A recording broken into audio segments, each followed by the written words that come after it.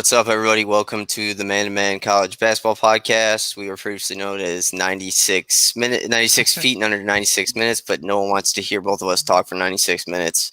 We experienced that last week. So we are the Man to Man Podcast with two of us, and we are back with some more college basketball. We're going to try and go 2 days a week, more shorter episodes just to get through everything, but we'll get scheduling figured out when we can. And like I said, I'll have us on Twitter and Instagram. And maybe not Instagram. I don't do Instagram, but I'll have us on Twitter at least by the end of the day. So, Tom, how you doing, buddy? Just trying to get through it, man. Glad we're in 2021. I don't know, man. I'm looking at my computer and I get all these pop-ups from like ESPN, not pop-ups, but ESPN like updates and everything. I'm getting updates from CNN that Washington's gonna. I don't talk politics. I don't vote, but Washington's gonna collapse. It seems like, but we have college basketball to talk about, and that's more important. Like I said, it's a new name. Pretty simple, man-to-man defense. We don't play zone. That's why Syracuse is overrated. Yikes! Syracuse their defense hasn't been good since Boeheim. Stopped recruiting guys like Hakeem Warwick and all those dudes, those big, tall, lengthy dudes. But I don't know. So we're going to get into a couple things today. We got some news and notes for you. Got some news about the entire March Madness, which should hopefully help us out. We'll go over the new AP poll, get everyone our picks, and then there's 3 teams left undefeated in the top 25, and I kind of put them down. I don't know if you saw this, Tom, but I kind of put them down when the first time they would lose is. So we'll do that. It's Gonzaga, Baylor, and Michigan. Then Tom will take over for Who Am I? Then we'll do Mount Rushmore of the best mid-major players ever. Adam Morrison, if you're out there listening and not in your apocalypse bunker, you're a good dude. Then we'll do trivia, and we'll conclude on that. It'll be much shorter than last week. I know Tom's got to get out of here. He's got something going on. So got an appointment with the old dental surgeon. I haven't been to the dentist in like 4 years. I actually have to get surgery on my jaw because I have this really rare thing where my lower jaw is bigger than my upper jaw, and it messes around with my teeth. My teeth are just gross. So at least just get like I'll probably end up with fake ones by the time I'm like 35. But let's get into some news and notes. Anything that's here really is not that interesting, really, but it's a longer season than football, so I kind of got to get used to it. Gonzaga changes opponents for Thursday's game. They were supposed to play Santa Clara from the West Coast Conference, but Santa Clara had some COVID issues, and then they are now playing BYU on Thursday night at home in Seattle. So that's pretty big for them. I'll get to the second point, actually, I have on our news notes that Villanova postponed another 3 games because of COVID. I have a feeling that Villanova at the end of the season, they're definitely not going to be able to make up all these games that they've postponed. I don't think it's possible. They're going to be like an Ohio State at the end of the season in football. Like, they won't have played 30, 40 games, but, they're pretty damn good. So we hope everything over there is going well for them and over everyone in Santa Clara. I mean, we kind of talked about last weekend with it getting colder, or last week, getting colder and the virus rising. I mean, there's really nothing to do but run out, like you said, a dorm and put those guys in it. I mean, yeah, everyone's going to come down with it. I mean, my Cleveland Browns, we make the playoffs for the first time in 18 years. And congratulations, of course. Yeah, but, I mean, we play the Steelers again with Ben Roethlisberger, actually, and we don't have our Pro Bowl left guard or our head coach, who both have COVID and are out. Well, I still think that the Steelers are a little dysfunctional, so don't count yourself out just yet. Yeah, you're just lucky. The Colts did make it. Yeah, the Colts did make it. Yeah, It's but I think they're playing someone. I want to say they're playing the Buffalo. Bills. Yeah, Yeah. Buffalo. I don't know. I So did see. I when I look at the AFC, I'm like, we're gonna. I'm make this quick because we're gonna we're go into 100% going football. off topic if we but go into it. but I can look at the AFC and I could. There's really every team in the playoffs I could see winning, getting to the Super Bowl. It's a possibility. I mean, the Chiefs are very good, but I mean, the Raiders beat them. So, all right, back to college basketball. I got to talk college football later tonight, not even NFL. So, Yikes. um, yikes! What are you talking about? Don't get me off topic No, again. Ohio State won again. no, no, no, no, no. Not yikes in a bad sense. Like yikes, I understand why you're not gonna go into your football right now. You got to save it for tonight. Yeah, I always got to, it's 9:30 tonight when Jake gets off work and whatever. So other news is Coach K will miss Duke's game versus Boston College, but eyes return for the Wake Forest game next week. I've never liked Coach K. I think that's pretty obvious. I'm a North Carolina fan. He was basically the only coach in the entire country before the season that was like, oh, we should postpone it to the spring. We should postpone it to the spring. And really his only motivating factor behind that was that his team is not very good this year. They just didn't get a good recruiting class, man. I mean, they have banked on these insane recruiting classes forever now, and maybe it just Duke didn't happen. Maybe Duke is finally becoming a morally sound institution of learning, and they aren't letting Duke recruit whoever, and getting into Duke is pretty hard. So, I mean, oddly enough, I'm from Ohio, and you're from New York, right? You're Indiana and New Jersey. York, Jersey. So, I mean, from out of state, getting Duke's a private university, North Carolina's public. Getting in from out of state, getting into North Carolina is harder than getting into Duke, which is crazy. I learned that my sophomore or freshman year of high school, and it ruined all my dreams. So, that's good. That's why I am where I am, and I am who I am. But yeah, like I said, Coach K. I mean, you can go on if you want to, but he just, I mean, every time Duke's not very good, he just disappears. It's his back. He's sick. It's the same thing every single year. Yeah, I mean, Coach K, I think is a really good coach, but honestly, do you think he's a really good coach anymore? I don't think he's a very good coach anymore. I think in his time he was a great coach, but I mean, if you look back on that season when he had Zion, RJ, and Cam Reddish, Trey. Don't even mention Trey Jones in those guys' names. Trey Jones is a fraud. He was like the Rajon Rondo there. He was there to get them the ball, and he did his job perfectly. Yeah, except RJ Barrett brought the ball up half the time and would just shoot the first open shot he saw. But I mean, that team, if you're a good coach, from the beginning of the season to the end of the season, your team should get better, correct? Relatively, yeah. I mean, obviously injuries take into a factor. In theory, you should get better with time. Unless there are injuries. Because when Zion got hurt for a string there, it's hard to get better when 4 games. You know what I'm saying, though. Like if you lose your top player, either way, if you that team got worse. They started out at very, very good, and then they got worse as the season went on. I mean, they ended up losing to. I don't know what they ended up losing to, but they almost lost to Virginia Tech and UCF with that 7-footer guy. Yeah. Taco. So, Taco Fall. I remember him now. Taco. Okay. I missed the tournament so much. I'm so mad we didn't have it last year. Dude, you're telling me last year was our year. It's never your year. if anything, that's a great talking point. Will bring us to my next point. This is your year. The entirety of the NCAA tournament will take place in Indiana. So this was released. I believe this came out Sunday night, Monday morning. I know that they had been kind of talking about this for a while.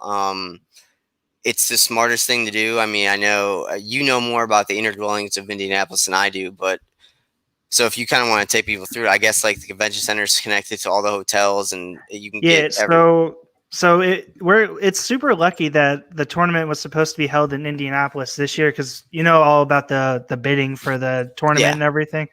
They do it once every 4 years in Indianapolis because it's Indiana, it's the basketball state, it's whatever. But it's really lucky that they had it happen this year and that they're having it the bubble in Indianapolis this year because there are so many great basketball stadiums around that you can just kind of and there's so much land and space and like hotel rooms that are spread out from each other. So there are a ton of places for all these people to quote unquote bubble in, and then they have a ton of the really nice courts. I mean, they got Bankers yeah, Life Fieldhouse, which is where the Pacers play. Hinkle Fieldhouse is where my Butler Bulldogs play, and I've told you at least a couple of times here on this show just alone. There's nothing like a little Hinkle magic going on. yeah. Indy Farmers Coliseum is this giant sports complex, so it's connected. I Okay. forget exactly what it's connected to, but there's a giant complex.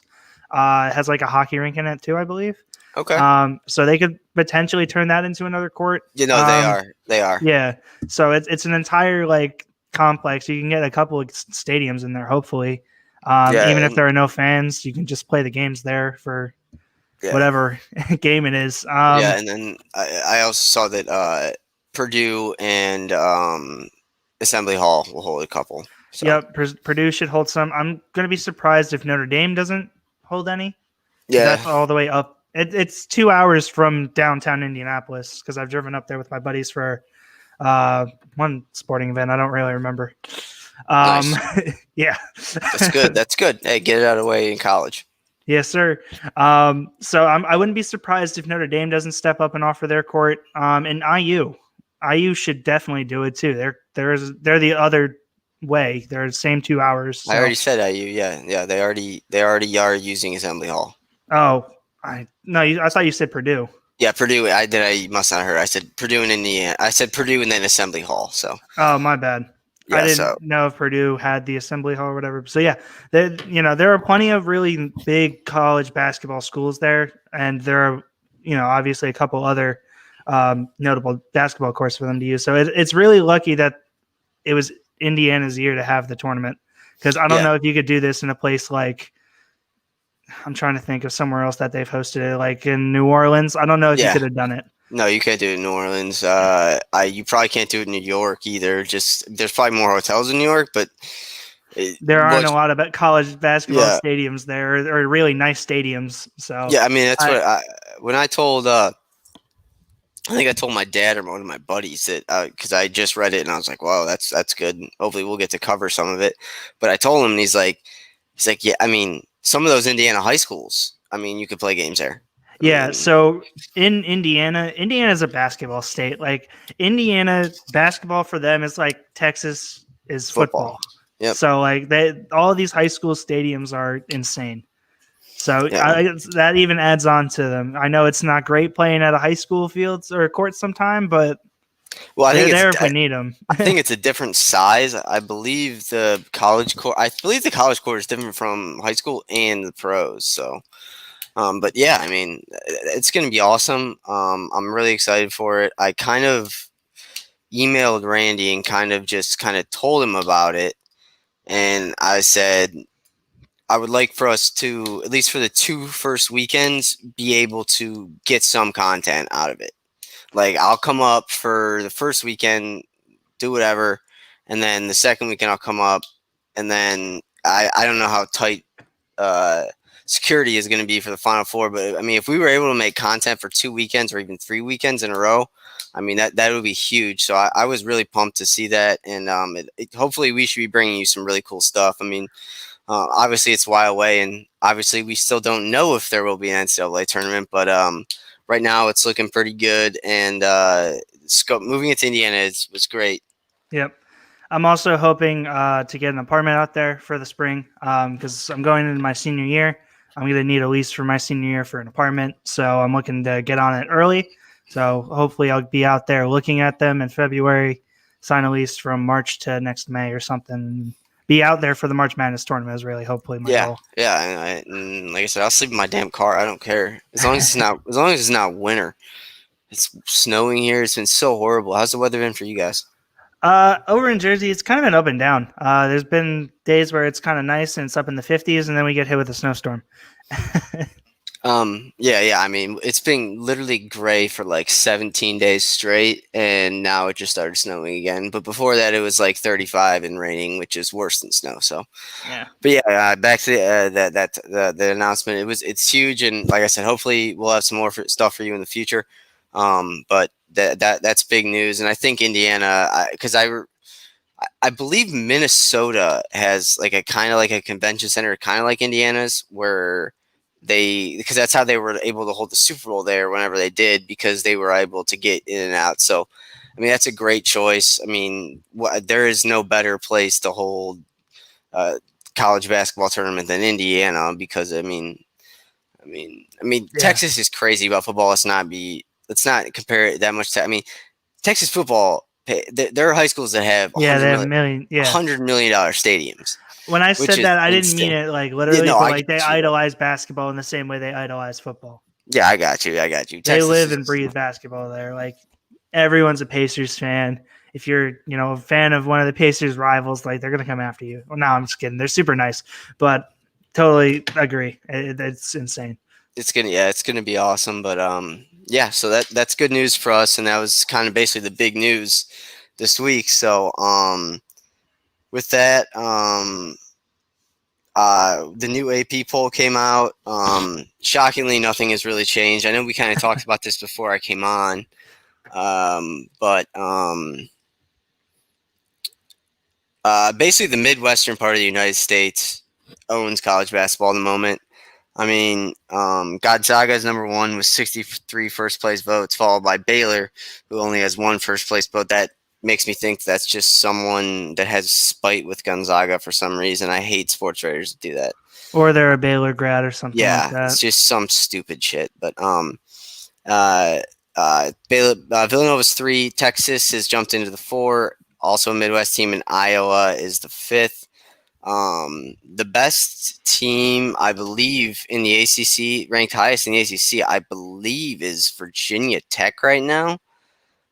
So that's very shocking. I mean, I knew coming into the year that the ACC wasn't going to be a top-heavy team, like a top-heavy conference. I mean, because Duke doesn't have the guys they do. Virginia is always going to be okay. They'll be able to stay in games because of the way they play, but like I said, I have no interest in watching them. And North Carolina is already 7-4, so looks like the ACC is going to be much more up to grabs than I originally thought.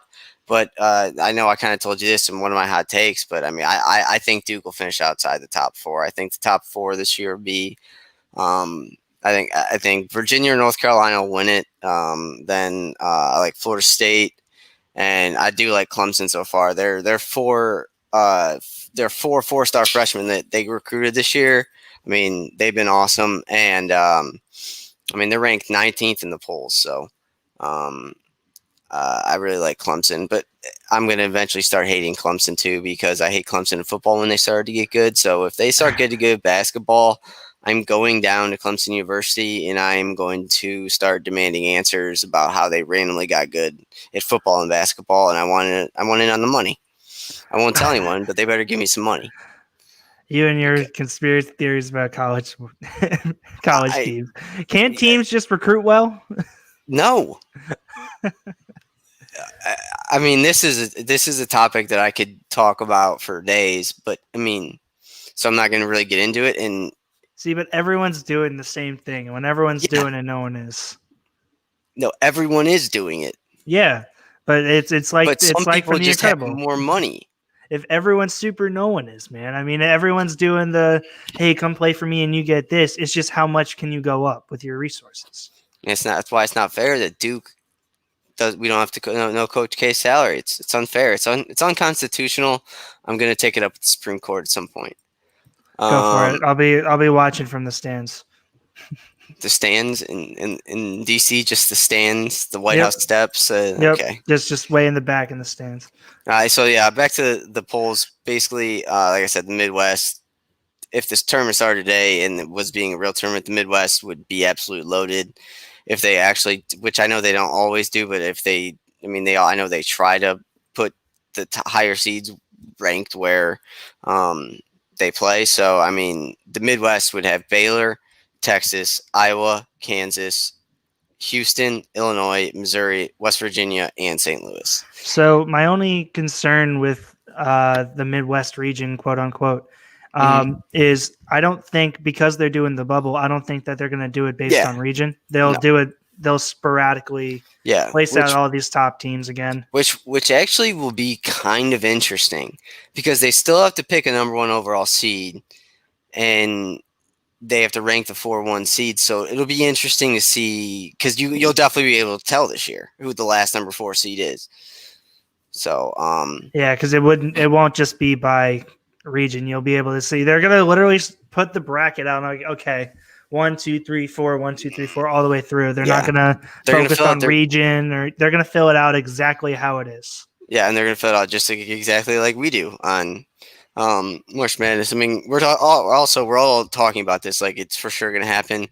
I'm so jaded and messed up that I can't start thinking about that yet, because if it gets canceled again this year, and all I have to look forward to in the spring is spring training, and again, and then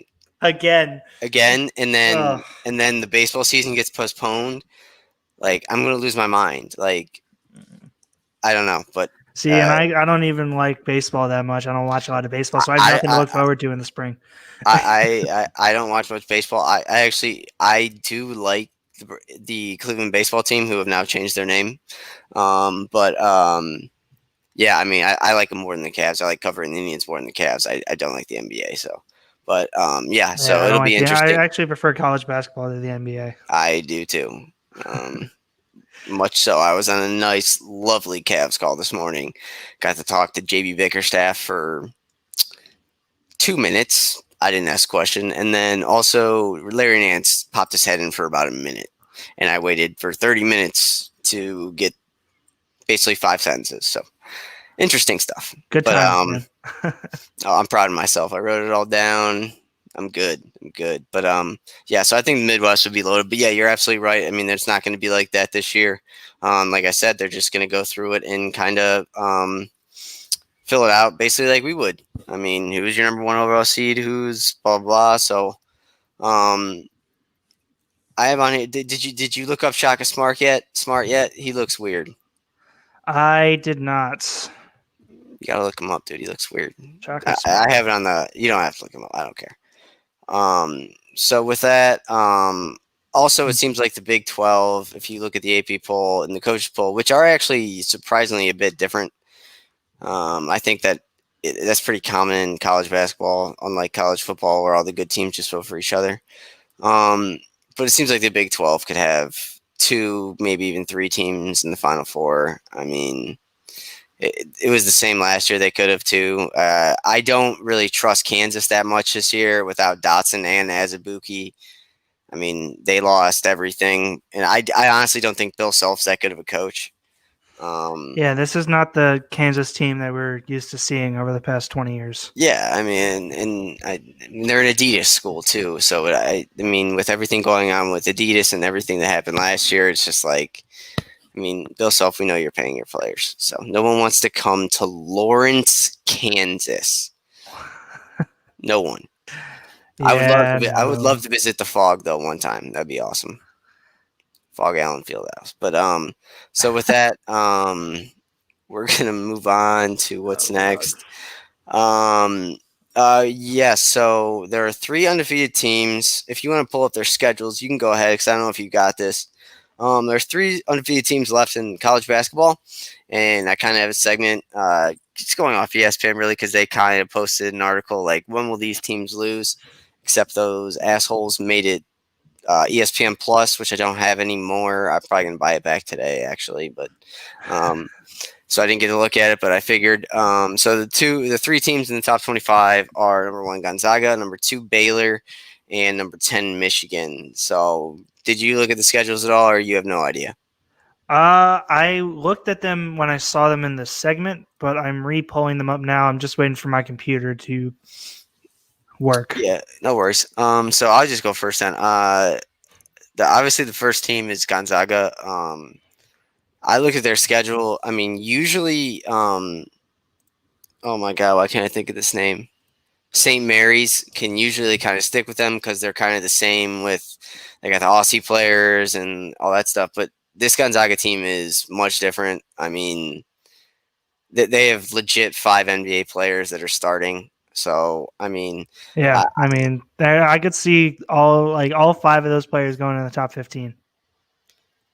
yeah, absolutely. I mean, they're good. I mean, Suggs is, like I said earlier, he's the number one highest recruited player ever to come there, and he's doing exactly what he was asked to come. I mean, I will give Gonzaga credit because they do schedule basically a very tough not off season, but non-conference schedule because they know their conference is an easy walkthrough, and it's going to be even easier this year because St. Mary's isn't very good, and BYU I don't think is very good either. So it'll be interesting. So I mean, I put them down. I looked at their schedule. If they do lose, I don't think it'll be to the Elite Eight or Final Four. I think they'll go in undefeated. Yeah, I don't really see anywhere during the regular season. Oh, They don't really have a.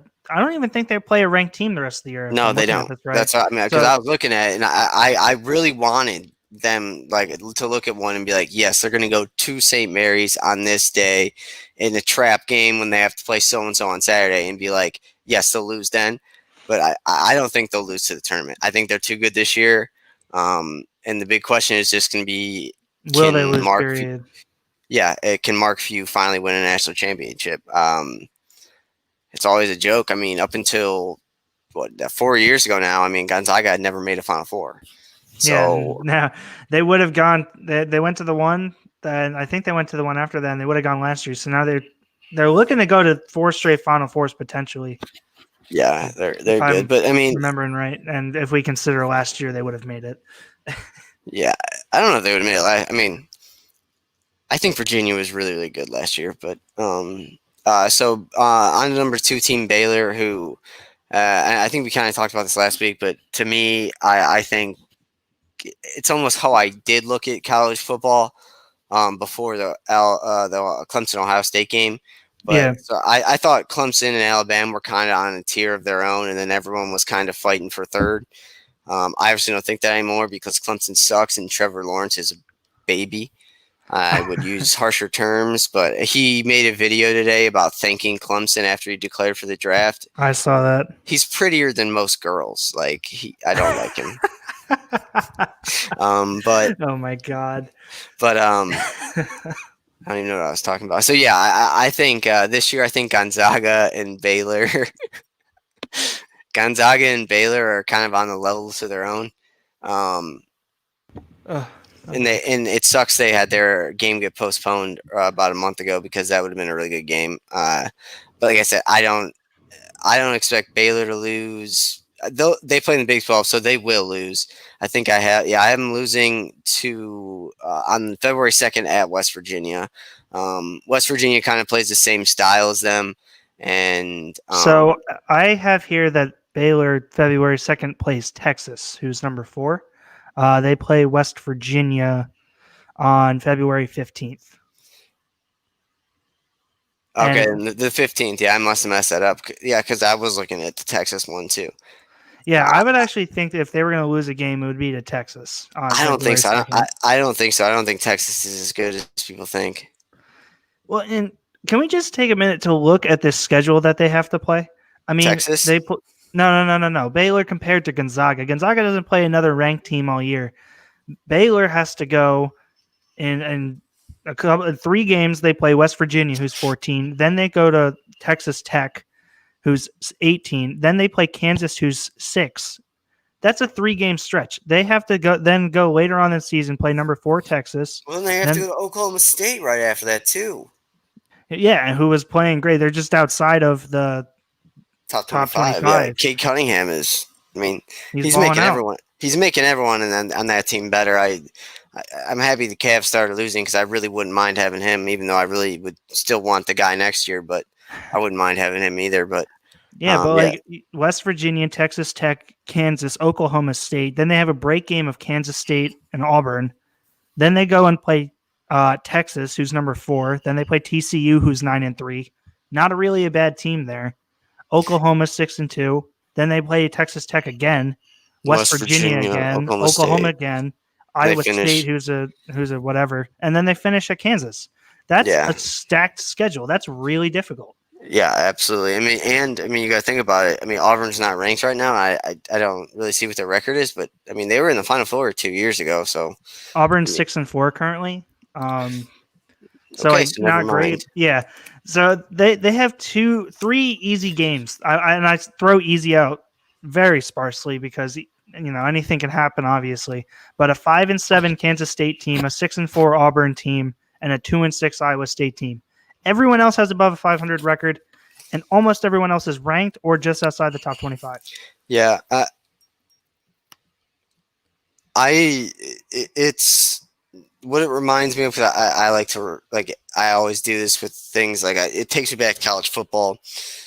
I think Gonzaga was at the point of like in 2011, 2010, 2009, 2012, those years when Boise State was almost kind of on the level where like, yes, they were a mid-major, but people knew they were good. And if they went undefeated, they would make the national championship.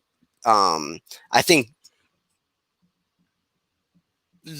Gonzaga is like kind of like that, but even more past that. Like people just know Gonzaga is good now. Yeah. And so they really don't care about. I mean, it's not their fault that their conference is terrible. I it would it would be really interesting if we could ever do a piece together on like how Mark Few turned that. I mean, have you ever seen where Gonzaga is? I know they're in Washington, I believe. I mean, it's like Like state. yeah, it's literally so like 70% of the year. It's like it is here right now, gray, but it's not snowing. It's not cold, but it just rains all the time. I mean, and no one wants to go to like the top northwest corner where they are. So it would be an interesting. I mean, I'm sure 30 or for 30 or someone will do it, but it would be interesting to see how we built that. I would think it has a lot to do with John Stockton, but I mean, yeah, he's the guy from there. I mean, yeah, which I didn't even know until about. I think when they played North Carolina in the national championship, I didn't know it. Oh, oh, I know. I really? knew his kid played for them, so never mind. Yeah, that's what really brought him back to light in the So, Gonzaga world there. so yeah, I mean, so I will say you make a very good point with the schedule being tough. I will say Gonzaga, I think, does what they can in their non-conference schedule. I mean, because I don't think a lot of big teams want to play them.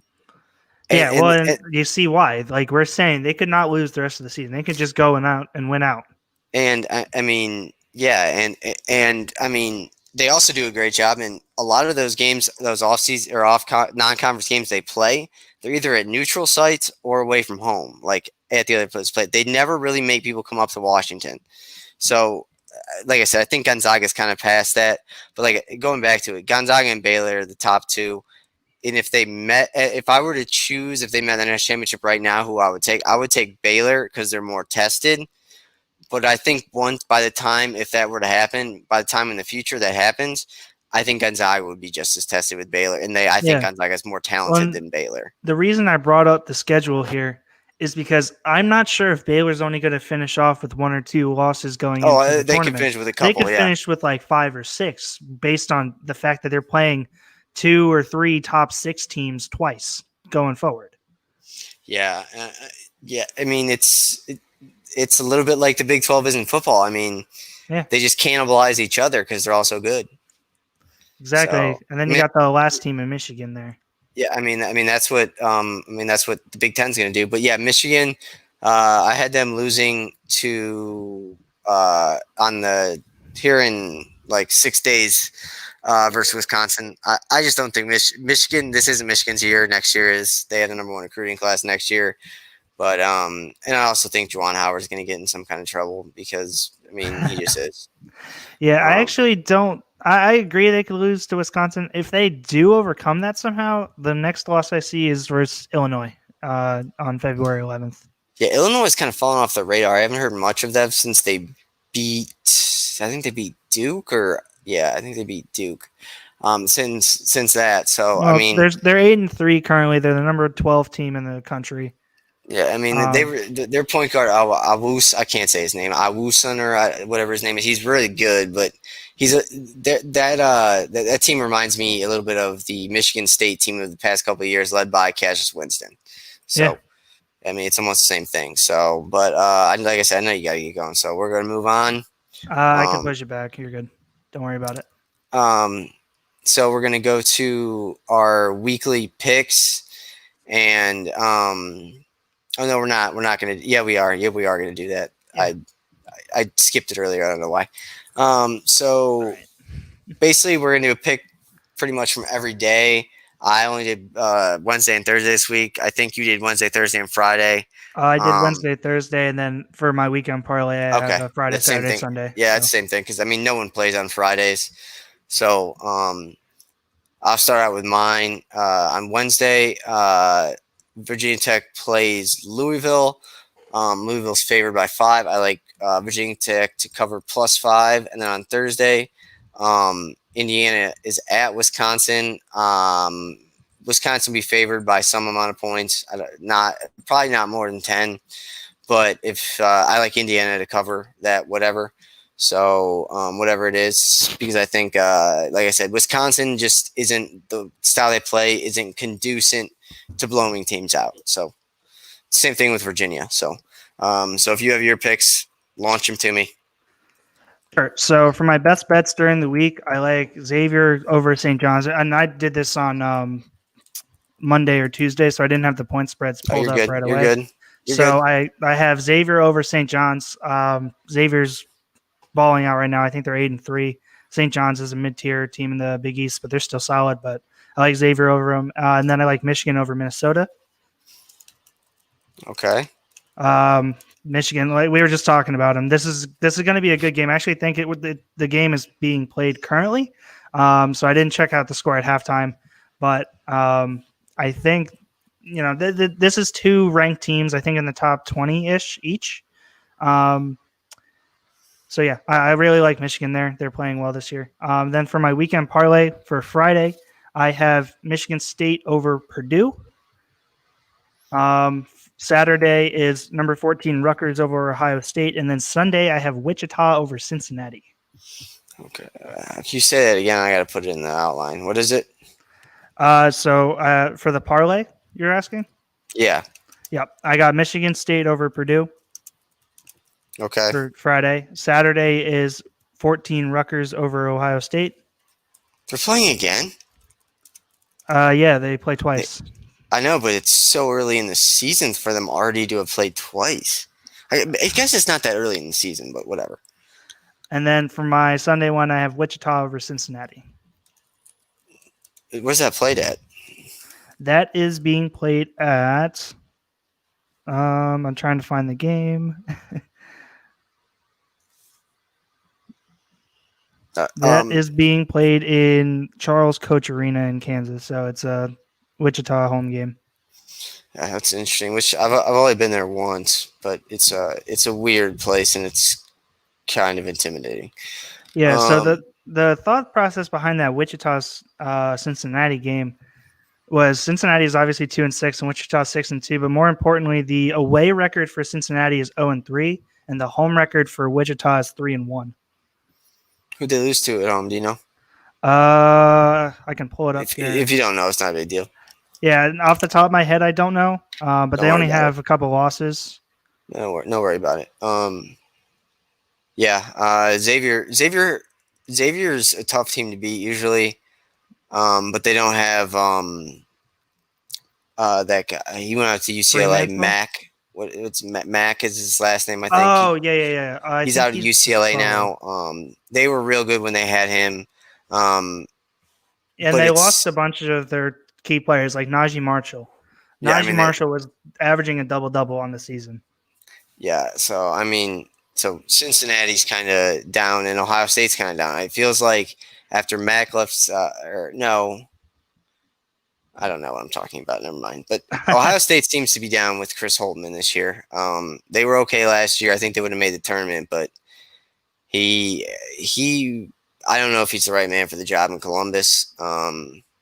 But then again, Ohio State hasn't been really nationally relevant in basketball since 2011, 2012. I don't know. So Yeah, whenever D'Angelo Russell was there. they still weren't as relevant though when he was there. They were Yeah. more relevant when it was Solinger, Kraft, Yeah. or Odin and Conley, obviously. But yeah, it seems like the Big Ten's a little down this year. But I think the Big Ten and the Big 12 are both going to end up cannibalizing each other. And just, I mean, there's just so many tough games that they have to play on the road, and players are bound to miss games because of Corona. I mean, so hopefully not, but I mean, we'll see. But yeah, my weekend parlay on Saturday, I have 2 games, and it goes with 1 on Sunday. I like UNC over number 19 Clemson on Saturday, plus Texas over West Virginia on Sunday, and then Iowa versus Minnesota on Sunday. The over whatever it is in points, total points. So that'll be it for me for the betting. I did win a pretty penny this week after I usually don't do this because I don't I like to cheer for my teams, but I don't really bet on them usually. But I finally I pulled the trigger, and on Friday I bet on Ohio State to just not cover outright, and I bet the Browns to win outright on Sunday too. So I made a little bit of money there. So there you go. I'm not totally broke. My brother made a bet with my dad that Ohio State would beat Clemson. My dad's like, "Oh, there's no way. Name your price." He won him a breakfast sandwich. What? You gotta bet like a body part or something. That's what makes it fun. You have to have the stakes have to be deadly. I don't think you understand breakfast sandwiches in New Jersey. Those are basically like currency. Okay. No one wants. I don't ever eat breakfast, anyways. All right. See, so this is why you don't understand. Clearly. So we're gonna get into our final segment. Final couple segments. We're gonna do Mount Rushmore, best mid-major players first. Don't worry about my deadline. I moved it back. We can go whenever. Are you being sarcastic or serious? No, very serious. Then I think you're being sarcastic, though. No. I'm like 100% like I moved it. You're fine. If you're late, it's not my problem. No, I moved it to tomorrow. Okay, so do you want to go first or do you want to go second and have 2 picks? I will have 2 picks. You can start us off here. All right. So I'm going to – obviously over the years this also doesn't have to be like the best mid-major players you ever played. It's just guys you like sometimes. Yeah, got to factor in that likability, the marketability, not just raw stats. My first one, probably the first really big major or mid-major player for the most part. I like Adam Morrison. He's very weird. He never made it in the NBA. He looked weird. He was ugly, but he got the job done. I mean, this was back when Gonzaga was definitely not the level they are today. I mean, this was 2005, 2004, 2003, and it's kind of when they were first making noise a little bit in the tournament. But yeah, I just it's not even that I really like Adam Morrison. I just never forget Adam Morrison. The image of him as a college player laying on the court crying after I lost to UCLA was embarrassing, yet I understood it because he liked college so much. Because obviously he couldn't play in the NBA. But all right, you're next with 2. Yes. So I'm gonna go with one who is more of a media sensation, and then one that was kind of a decent player in the NBA, but also kicked ass in college. So with my first one, I got to talk about Jimmer. I mean, Jimmer was literally the face of college basketball for 4 years with BYU. Dude was electrifying. He would drop dimes on anyone and, absolutely ball out anytime he needed to. I'm trying to find his numbers exactly where they were. Here he is. He fell short of the Sweet 16 a couple of different times, but he averaged 29 points per game as a senior to earn him a number 10 selection in the NBA draft. The guy was a media sensation. I mean, everyone remembered Jimmer. You're never going to forget a guy named Jimmer. And I know. I kind of want to name if I have a kid, Jimmer. but Yeah, it's weird. forget It's a Jimmy weird. or Jim, like Jimmer. It's just different. Yeah, He's also balling out right now in Shanghai, I believe, with the Sharks, making bank, averaging like 40 a game or something. I But love him. then with my second pick, I'm gonna scroll back down to where he was. Larry Johnson from UNLV, the I, Runnin' Rebels teams. You remember those guys? There, it was him. Yeah, 97 or 90. Yeah, no, was it 91 or not? No, it was 95. Like it was 97, 98, I thought. He was a senior in 90 and 91 was his Okay, senior so year. it was before 92 then. Okay. Yeah. Larry Yeah. Johnson, like, it was the face of UNLV for those years that they were actually good, and then they've never been heard of again. He was exactly like Jimmer before Jimmer existed. You know, he averaged 22 points and 10 rebounds a game his senior year. He won the Naismith and Wooden Awards, brought his team to the national championship, went number one in the draft, earned Rookie of the Year, played all over, like, had some of the greatest commercials too with their grandmama. Yeah. Love those, dude. And you're never going to forget those either. So he was the perfect combination of talent and skill along with the media ability. So those are two of the guys that I'm just like never going to forget, and they deserve to be up there. All right. So I have two picks. Do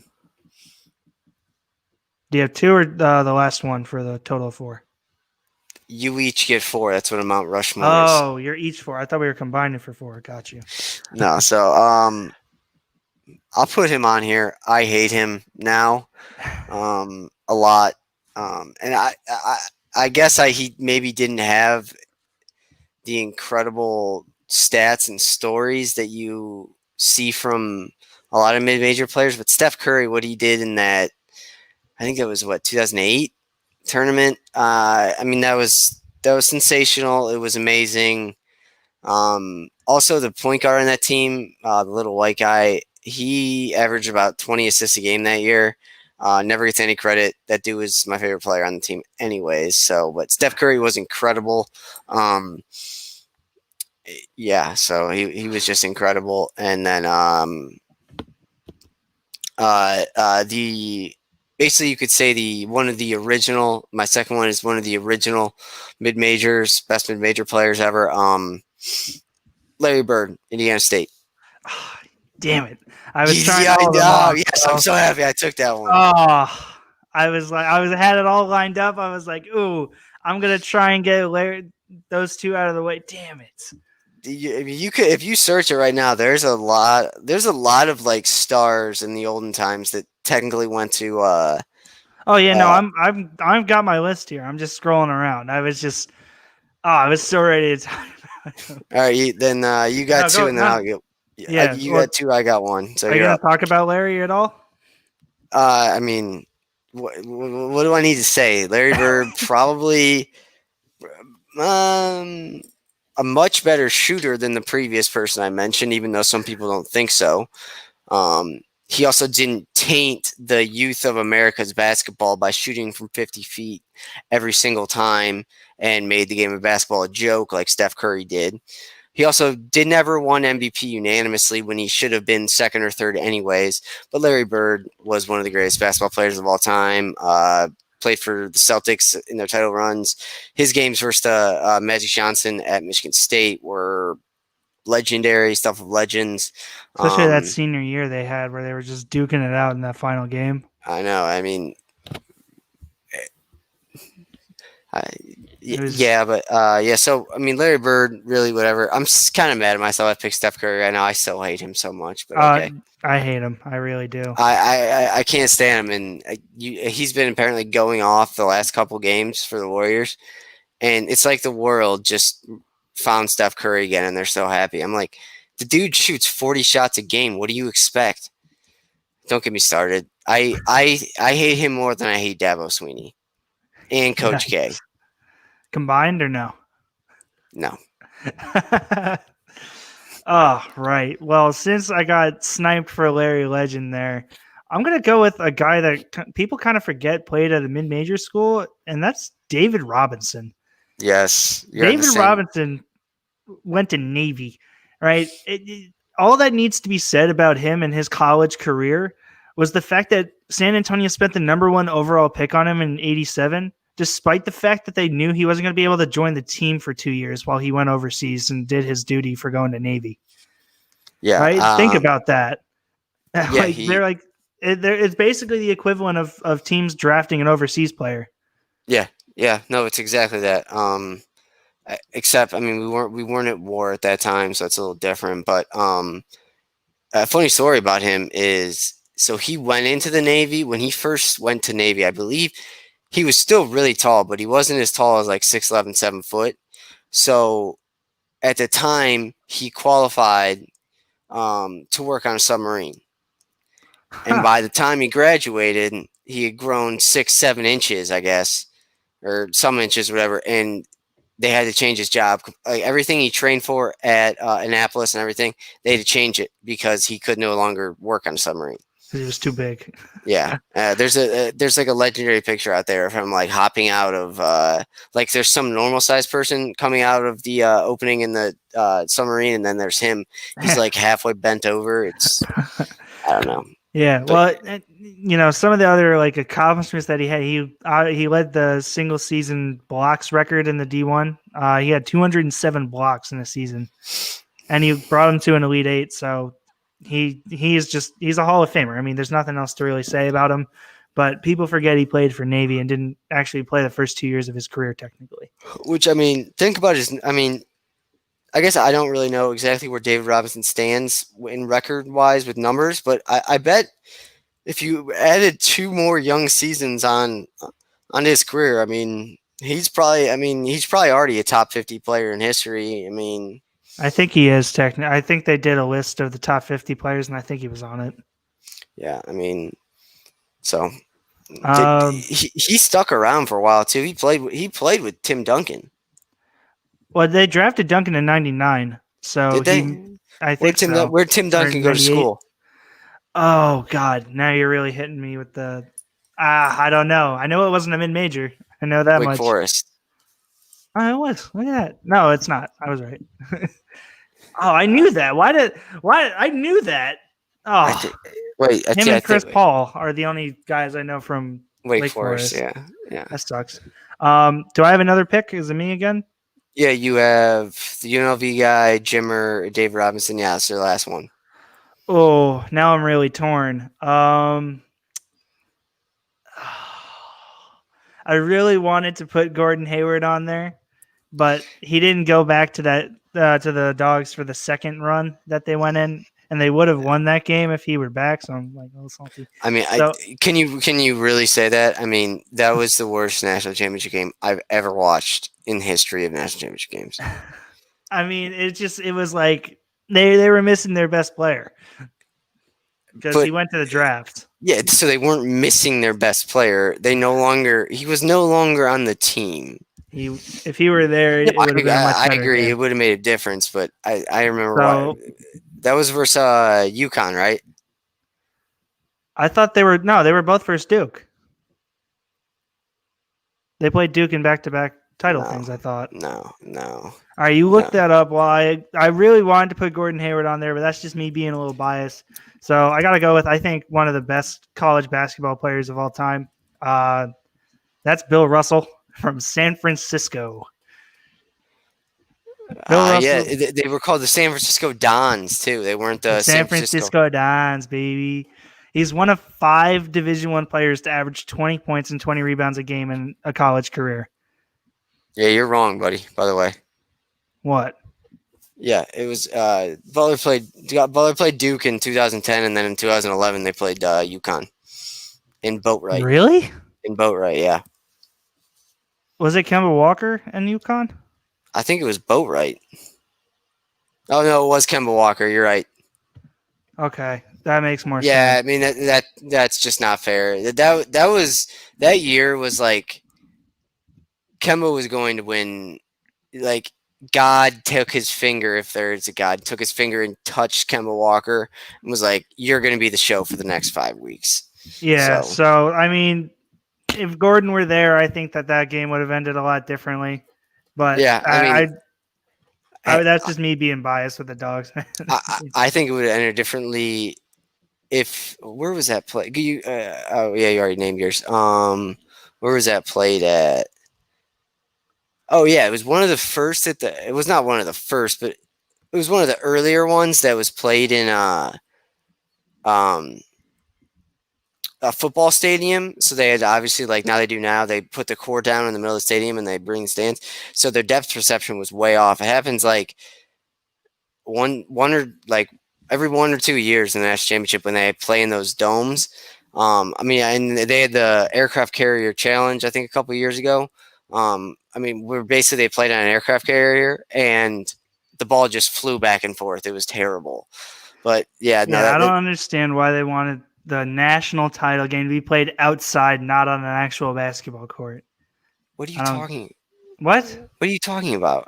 I'm confused as to what you're saying. Okay, Whatever. all right, go on. Anyway, Right. Bill Russell for San Francisco. I mean, one of 5 guys to average 20 points and 20 rebounds in a college career. Won 2 natty titles, and then went on to be Bill Russell. I mean, Yeah, so that's pretty good. My final one. My final one is Doug McDermott from Creighton. He was incredible. He started, I believe, all 4 years for his dad. The reason Creighton, I think, is part of the reason that they're so not popular, but people recognize them today is because of what McDermott did in the past and kind of set the precedent that I mean, that it kind of started with Wichita State. Really, like they're good, they're going to be good. Like and now that's why I like college basketball so much better than the NBA now. It's because the mid majors they haven't necessarily caught up, but they know how to beat the big teams now. Like in college football, like when Alabama plays Kent State or something like that, Kent State can give it all they got. They want. In the end, Alabama's linemen and their skill players are too big and too fast. In college basketball, it's not like that. So it's why I love it so much, and it's why March Madness is the greatest sporting event over 4 weeks in the history, like of all sporting events. So yeah, in my opinion, so I agree. so I mean, what was it? The year UNC won the championship was it 2017? I mean, or it was the weirdest Final Four. It was like Oregon, UNC, Gonzaga, and then South Carolina with Frank Martin. So it was just a I forgot about that. Frank Martin Oh is my a God. scary dude. He's scary. But yeah. So Dougie Mack did a lot.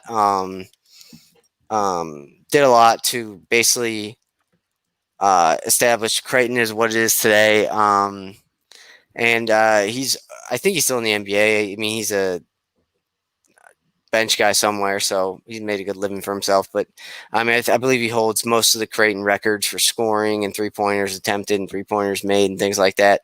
So I mean, he is kind of today's version of Adam Morrison, I would say, kind of. So what you're saying is you have Adam Morrison on there twice because he's epic. Yeah, sure.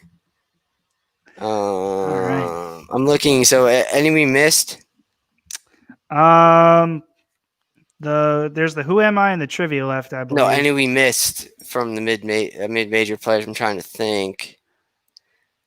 I mean, I think.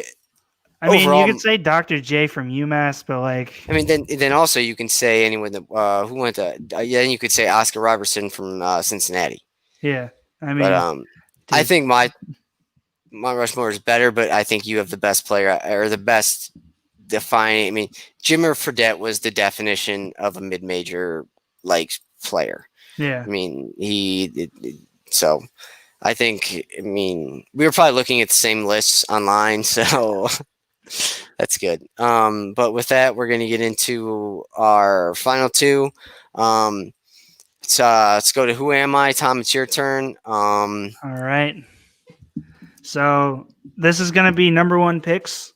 Who am I? I was going to try and do just lottery, but a lot of them are really easy, so I didn't want to do that. So it's going to go back to 68, but you should know all of the players. I tried to make them at least notable names who went number 1. Whether or not they flopped in the NBA or not, I didn't really care. So I'm going to go with the first one here to kind of give you kind of a baseline. Who did the Orlando Magic select from the 2004 in 2004 from South Atlanta Christian Academy High School?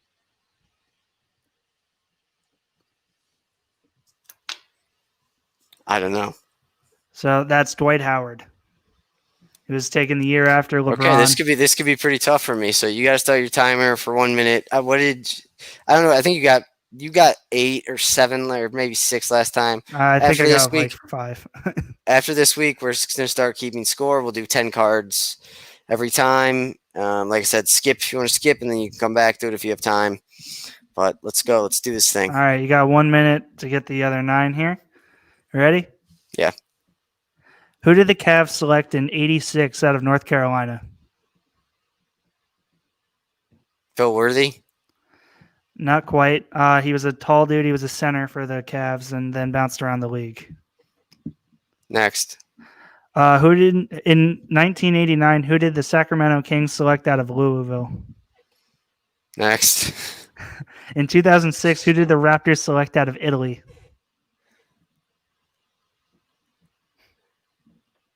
Next. God. In 1970, Detroit selected this player from St. Bonaventure. Next. Okay. In 99, the Bulls selected this player from Duke.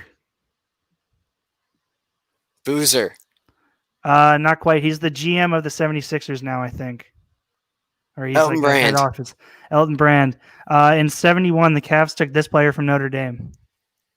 Oh, Oscar. No. How much time do I have left? About 15 seconds. Next. You're out. Shit. Okay, that's fine. Well, okay, so I'm just going to go through. The Cavs in '86 out of North Carolina was Brad Daughtry.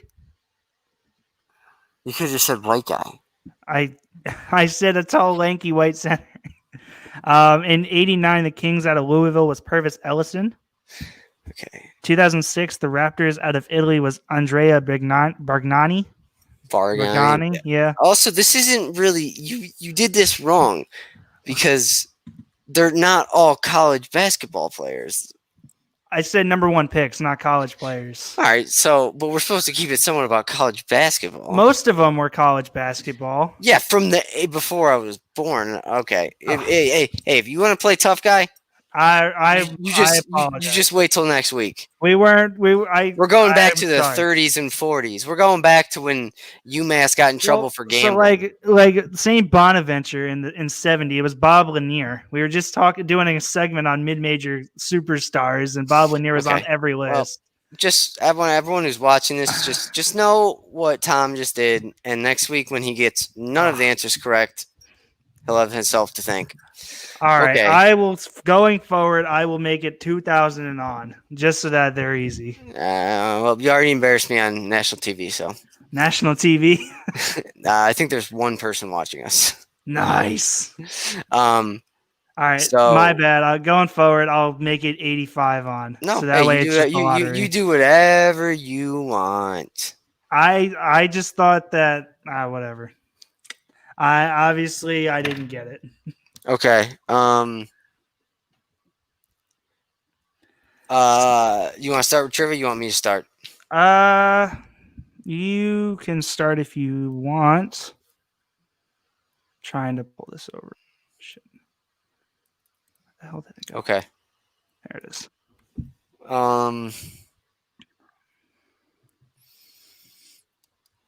So we all remember in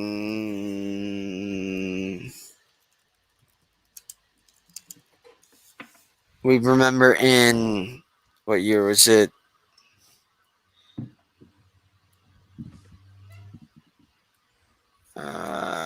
2016. We obviously remember Chris Jenkins' shot over North Carolina to win the game at the buzzer. Obviously, we remember that. It was a horrible time for me. Who on North Carolina tied the game with another shot from basically 5-6 feet in from half court and double clutched a 3-pointer? and went in. He played at UNC all 4 years. I'm trying to remember. Did he go to the NBA? Yeah, but like most NBA point guards, he Flamed out. I mean, same with Kendall Oh, Marsh. see, it's horrible because I could see a picture of him in my head. I can't pull his name. I don't know. Marcus Page. Oh, Him and that hurt him my and soul. him Kendall. I can't even think of his name.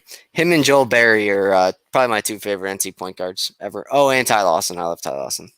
Ty Lawson was amazing. I remember playing like 2K12. He was like 5'3" or 5 whatever he is, and you were playing on blacktop. He'd go up for a dunk and would just like elevate off the ground. It was great. He's awesome. Yes, Love Ty Lawson. I don't even know if he's still in the league anymore. He's not. I think he retired like 3 years ago or something. All right, so you're up. You couldn't get the first one. I could It's not. embarrassing. Yeah, it's horrible. So mine are March Madness, gonna be about schools and maybe some players. So obviously, you know, UCLA has won the tournament 11 times, which is more than any other school. What school ranks second with 8 national championships? So you say Duke was first. Who's first? I said UCLA has won the tournament 11 times, which is more than any other school. Who ranks second with 8? UCLA is first.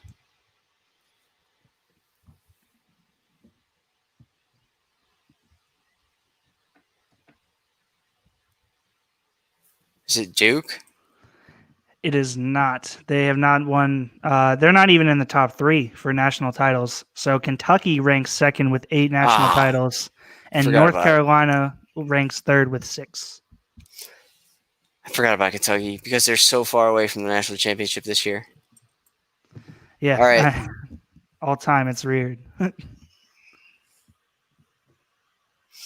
All right. So we remember this team in 2016. The Loyola Chicago Ramblers made the Final Four off of what was her name, Sister Jean or something. That was the weirdest thing ever. I was in the hospital for a lot of it. It was great. Who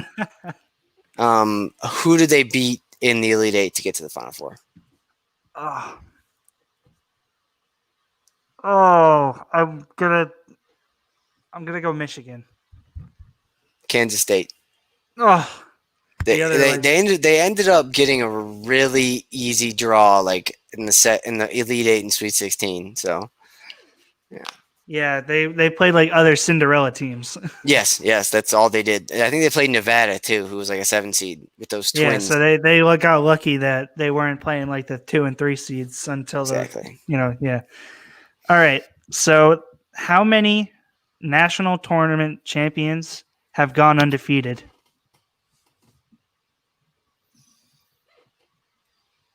How far does this go back? So the earliest one here is 55, but the latest one was 75. I can give you this. I guess I can't give you the schools. So what was the question? How many national title champions have gone undefeated? 3. There are actually 7. There is San Francisco in 55 to 56, North Carolina in 56 to 57, UCLA 4 different times, and then Indiana. Uh-oh. Yikes. I think I'm put in the timeout corner here. Oh, sorry. I got put in timeout. Kicked me out for a second. But luckily we are at the end of our show. We both did not get either trivia question right, so that's good. Yeah, we're doing great. We're loving it. Like I said, we'll try to make it a little easier on the next show, and yeah, I won't go back to the later 1920. We won't go back to Prohibition. Thanks. So that's going to be it for our show. Like I said, we're going to try and do 2 days a week. We'll see what the schedule works out for us. We also finally start keeping score with Who Am I and trivia next week on my big board. And basically that's it for us. We should be on Twitter by end of the week at latest. I'll post some. I'm sure you'll retweet it or repost it on Facebook. But all right, other than that, everyone stay warm, safe, healthy, and enjoy. If we don't talk to you till next week, enjoy the Browns' victorious triumph on Sunday and the Buckeyes win on Monday. So, anything you got, Tom? Not really. Show everyone the jersey you're wearing. Show everyone the jersey you're wearing. You're gonna do this every day, every podcast. Michael Jordan, North Carolina. Everyone, white. Michael Jordan, North Carolina. Okay. Well, you better come next show with something that tops it, because every time you fall back, go to a worse jersey, you lose credibility. Well, I only have 2 different college basketball jerseys, so that's going to be pretty difficult. What's your other one? Gordon Hayward Butler Dogs jersey, baby. I needed something to wear to the games. All right. I have 2 of them because I got one as a Christmas gift and then one by myself because I didn't have it for a year. Okay. Well, that'll do it for us today. Like I said, we'll keep you updated, Tom. Go do what you got to do. Thanks for coming on. Any last words? Go Dogs. No one cares about Butler. I do.